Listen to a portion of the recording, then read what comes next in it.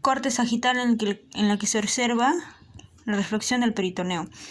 Tenemos aquí el hígado, el espilplón menor, el estómago, el colon transverso, duodeno, espilplón mayor, intestino delgado, peritoneo parietal, peritoneo visceral, vejiga, recto, útero, mesenterio, duodeno y páncreas.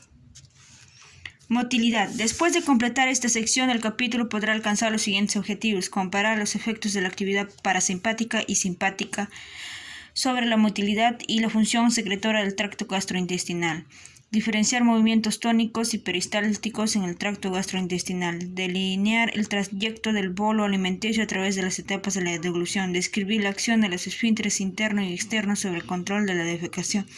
La motilidad del tracto gastrointestinal permite la propulsión de los productos alimenticios y de los líquidos a lo largo de su longitud, desde la boca hasta el ano, y así facilita la digestión y la absorción, excepto con la faringe y el tercio superior del esófago en el músculo liso, cuya acción se analiza en capítulo 4. Proporciona la fusión contráctil necesaria para la motilidad gastrointestinal. Los movimientos rítmicos del tracto digestivo se autoperpetúan, algo muy similar a lo que ocurre con la actividad del corazón, y son muy influidos por factores locales, humorales, transportadores por la sangre y neurales. Una propiedad del músculo liso es su capacidad de iniciar el impulso. Los impulsos son conducidos de una fibra muscular a otra. Los movimientos del tracto gastrointestinal son tónicos y rítmicos. Los movimientos tónicos son movimientos continuos que duran lo mismo de minutos a horas. En el esfínter se producen contracciones tónicas. Los movimientos rítmicos consisten en contracciones intermitentes que son responsables del mezclado y del avance del alimento a lo largo del tracto digestivo. Los movimientos peristálticos son movimientos de propulsión rítmicos que se producen cuando se comprimen las capas del músculo liso y forman una banda contráctil que empuja el contenido intraluminar hacia adelante. Durante los movimientos peristálticos, el segmento ubicado en la zona distal o por delante de la zona de contracción se relaja y el contenido avanza con facilidad. La dirección del movimiento peristáltico normal es siempre desde la boca hacia el ano. Mecanismo de control neural. La función gastrointestinal es controlada por el sistema nervioso entérico, que se encuentra en su totalidad dentro de la pared del tracto gastrointestinal, y por las activaciones simpática y parasimpáticas del sistema nervioso autónomo. Las neuronas intramurales, o sea, las que se encuentran dentro de la pared del tracto gastrointestinal, consisten en dos redes, los plexos mientérico y submucoso. Ambos plexos son agregados de células ganglionares que se extienden de toda la longitud de la pared gastrointestinal. El plexo mientérico de Auerbach está ubicado entre la capa del músculo liso circular y la capa del músculo liso longitudinal, y el plexo submucoso de Meissner se ubica entre la capa mucosa y la capa muscular circular. La actividad de las neuronas de los plexos mientérico y submucosos es regulada por factores locales, por estímulos del sistema nervioso autónomo y por fibras interconectadas que transmiten información entre ambos plexos. El plexo mientérico consiste sobre todo en una cadena lineal de neuronas de interconexión que se extiende en toda la longitud del tracto gastrointestinal. Tenemos aquí diagrama de las 4 capas principales de la pared del tubo digestivo: mucosa, submucosa, muscular y serosa, por debajo del diagrama. Tenemos membrana mucosa, epitelio, lámina propia muscular de la mucosa, glándula de la membrana mucosa, glándula de la submucosa, vasos sanguíneos, peritoneo, mesenterio, plexo mientérico, serosa, longitudinal, cubierta muscular longitudinal, circular, submucosa, plexo submucoso, vellosidades. Debido a su extensión, en los mecanismos de control neural, debido a su extensión A lo largo de toda la pared intestinal y a su ubicación entre las dos capas musculares, su función es controlar la motilidad a lo largo de todo el intestino. El plexo submucoso, ubicado entre la capa mucosa y la capa muscular de la pared intestinal, es el que controla el funcionamiento de cada segmento del tracto intestinal. Integra las señales recibidas de la capa mucosa al control local de la motilidad, las secreciones intestinales y la absorción de nutrientes. El tracto digestivo contiene dos tipos de fibras aferentes, un grupo cuyos cuerpos celulares se localizan en el sistema nervioso central y otro cuyos cuerpos celulares se ubican en los plexos intramurales. El primer grupo tiene receptores en el epitelio mucoso y en las capas de mucoso músculo liso. Sus fibras pasan por la zona central de las fibras vagales y simpáticas. El segundo grupo se ubica en el plexo intramural y ejerce un control local sobre la motilidad. La inervación parasimpática eferente del estómago, el intestino delgado, el ciego, el colon ascendente y el colon transverso llega a través del nervio vago. El resto del colon está inervado por fibras parasimpáticas que salen de los segmentos sacros de la médula ósea espinal a través del nervio pelviano. Las fibras parasimpáticas preganglionares pueden establecer sinapsis con neuronas del plexo intramural o pueden actuar en forma directa sobre el músculo liso intestinal. La mayor parte de las fibras parasimpáticas son excitadoras. La motilidad y las secreciones del tracto digestivo reciben la influencia de numerosos reflejos vagovagales. Tenemos aquí inervación autonómica del tracto gastrointestinal. Tenemos aquí nervio vago, la inervación, nervio esplánico mayor, nervio esplánico menor, esplánico inferior y celíaco. Todos los nervios que están inervados, ¿no? Mesentérico superior, mesentérico inferior, nervio pelviano, cadena ganglionar paravertebral, torácico 1, dorsal, lumbar, sacro. Entonces, esto es la médula espinal, ¿verdad? ¿Yes? La médula espinal y las inervaciones nerviosas que hace hacia el intestino en sus funciones de la motilidad.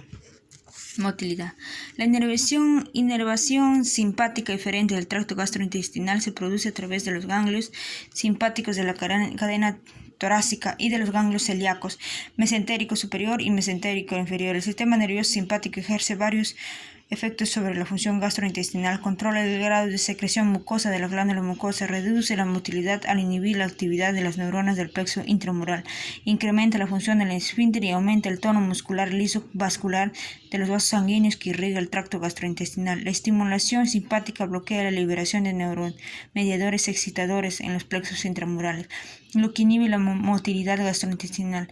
El control simpático de la función gastrointestinal es mediado por la actividad de los plexos intramurales. Por ejemplo, cuando se incrementa la motilidad gástrica a causa de un aumento de actividad vagal, la estimulación de los centros simpáticos del hipotálamo inhibe rápidamente la motilidad, a veces en forma completa. Las fibras simpáticas que inervan el esfínter esofágico inferior, el esfínter pilórico y los esfínteres anales interno y externo son excitadores y su papel en el control de estos esfínteres no se comprende bien. Las neuronas del plexo intramural también se comunican con receptores en las capas mucosas y muscular. Los mecanorreceptores controlan la tensión y la distensión de la pared del tracto gastrointestinal y los quimiorreceptores controlan la composición química, o sea, la osmolaridad, el pH y los productos de la digestión de las proteínas y las grasas, de su contenido. Estos receptores pueden comunicarse directamente con las células ganglionares en los plexos intramurales o con fibras viscerales aferentes que influyen en el control que ejerce el sistema nervioso autónomo sobre la función gastrointestinal. Eso ha sido sobre mecanismo de control neural. Masticación y deglución. El proceso digestivo comienza con la masticación, que corta el alimento en partículas de menor tamaño, que puede ser deglutidas, lo lubrica al mezclado con la saliva y mezcla el alimento que contiene almidón con la amilasa salival. La masticación se considera un acto voluntario, sin embargo, en las personas que han perdido la función de la corteza cerebral se puede realizar en forma involuntaria. El reflejo de deglución es una secuencia de eventos con un orden estricto que determina la propulsión del alimento desde la boca hacia el estómago a través del esófago. La deglución comienza como una actividad voluntaria que se torna involuntaria. Cuando el alimento sólido o líquido llega a la faringe, los impulsos sensitivos de este reflejo comienzan en los receptores táctiles de la faringe y el esófago. Se integran con los componentes motores de respuesta en un área de información reticular del bulbo raquídeo y de la protuberancia inferior denominada centro de la deglución. Los impulsos motores de las fases oral y faríngea de la deglución se transmiten a través de los nervios craneanos trigémino 5, glosofaringeo 9, vago 10 e hipogloso 12.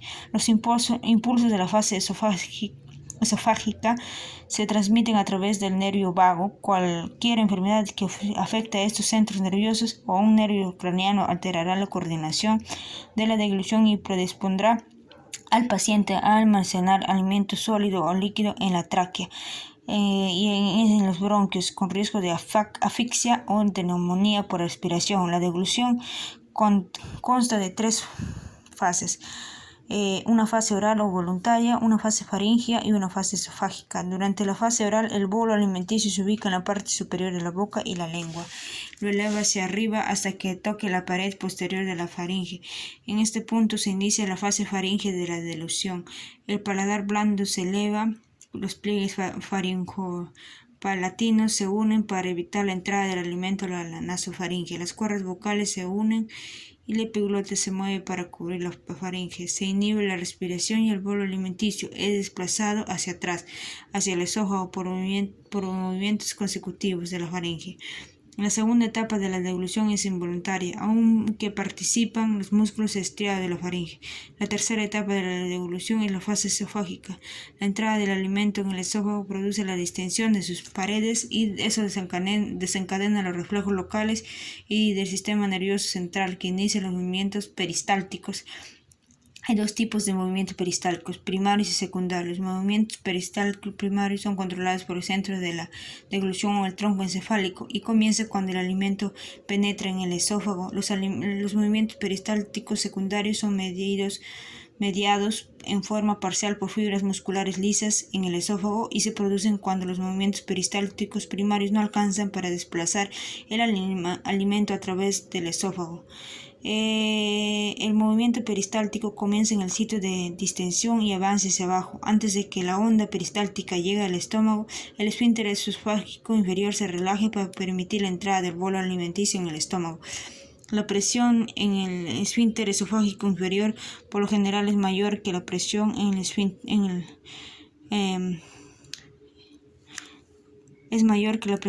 estómago, y esto es importante para prevenir el reflujo del contenido gástrico. El esfínter esofágico inferior es inervado por el nervio vago. La estimulación parasimpática aumenta la constricción del esfínter. La hormona gastrina, que también aumenta la constricción del esfínter, es el principal estímulo para la producción del ácido gástrico y su acción sobre el esfínter esofágico inferior protege la mucosa esofágica de los altos niveles de ácido gástrico. Motilidad gástrica. El estómago es el reservorio de los alimentos sólidos y líquidos ingeridos. La motilidad del estómago permite la mezcla y trituración de los alimentos sólidos y regula el vaciamiento del contenido gástrico o quimo en el duodeno. Las contracciones peristálticas que ayudan a mezclar el alimento comienzan en una zona marcapaso ubicada en la parte central del estómago y avanza hacia el antro. Se producen con una frecuencia de 3 a 5 contracciones por minuto, cada una de la duración de 2 a 20 segundos. La velocidad de la onda peristáltica aumenta a medida que la onda se acerca al antro y en los últimos 5 a 10 centímetros del antro se produce una concentración que ocluye la apertura del píloro. La contracción del antro invierte el movimiento del quimo.